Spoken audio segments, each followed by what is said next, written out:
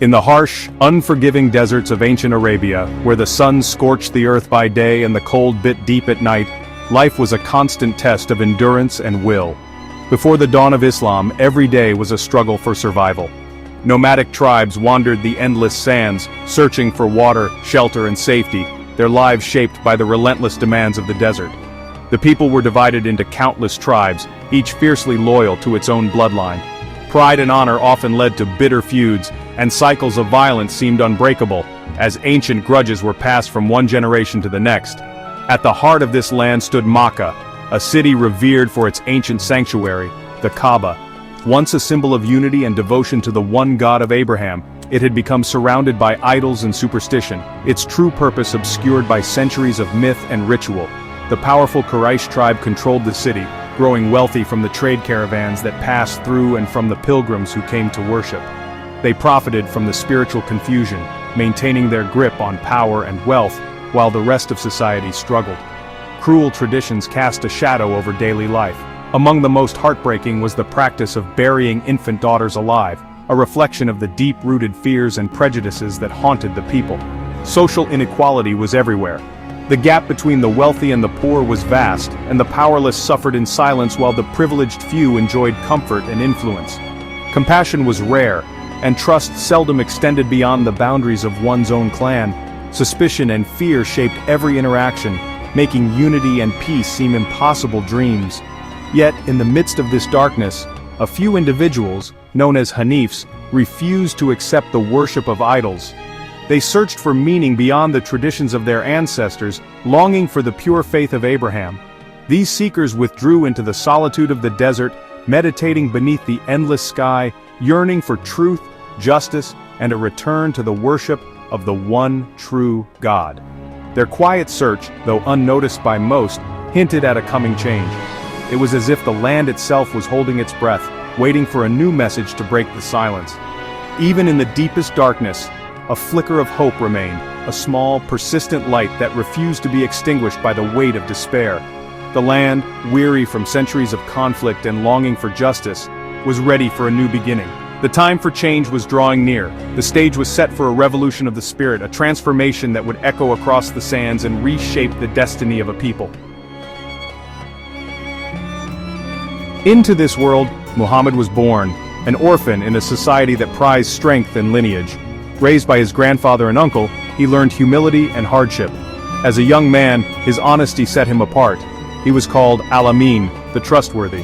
Khadija, a respected businesswoman, noticed his integrity and proposed marriage.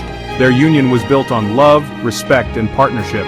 With Khadija's support, Muhammad found time for reflection. The emptiness of his society troubled him deeply. He sought solitude in the hills, searching for meaning beyond the noise of Makkah. His heart yearned for answers, for a connection to something greater. The seeds of change were quietly taking root. Muhammad's journey was just beginning. A new light was about to break the darkness. Near 40, Muhammad's retreats to the cave of Hira became frequent. One night, the silence shattered. An angel appeared, commanding, "Read." Muhammad, unable to read, was gripped by fear, but the command came again and again. Finally, the angel delivered the first verses. "Read in the name of your Lord who created." These words, the beginning of the Qur'an, spoke of a single creator and the gift of knowledge. Shaken, Muhammad rushed home to Khadija, seeking comfort. She believed him instantly, assuring him of his goodness and sanity. Khadija became the first believer, his unwavering support. The weight of revelation was immense, but so was the purpose. The message was clear. A new path for humanity had begun. The world would never be the same. The call to truth had been sounded. The journey of prophethood had begun.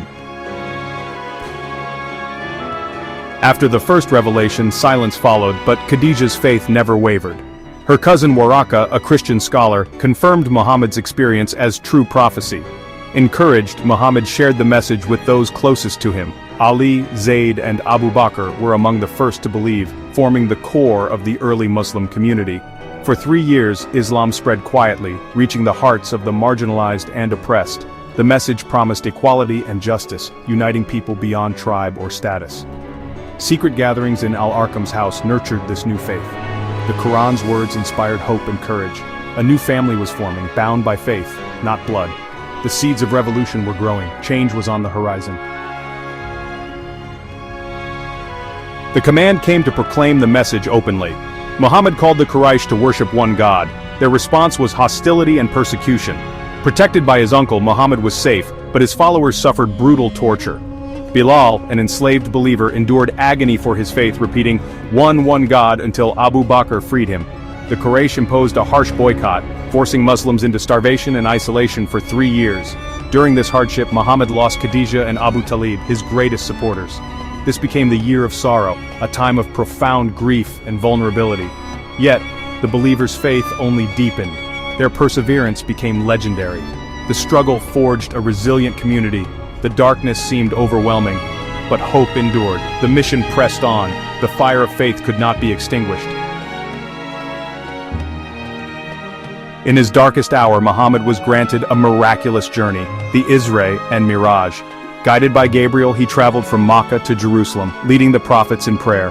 He then ascended through the heavens, meeting Adam, Moses, Jesus, and Abraham. At the highest point, he stood in the divine presence, receiving the command for 5 daily prayers. This journey affirmed his mission and strengthened his resolve. The Quraysh mocked his story, but his followers' faith grew stronger. Abu Bakr's unwavering belief earned him the title As-Siddiq, the Truthful.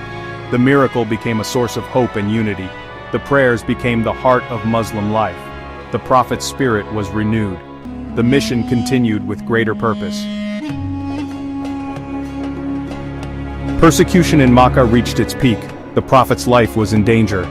Warned of an assassination plot, Muhammad prepared for the Hijrah, the migration to Yathrib. The people of Yathrib, weary of tribal conflict, invited him as a leader and peacemaker. On the night of the plot, Muhammad escaped with Abu Bakr, hiding in a cave as pursuers searched for them. "Do not grieve, God is with us," he reassured his friend. After a perilous journey, they arrived in Yathrib, welcomed with joy and hope.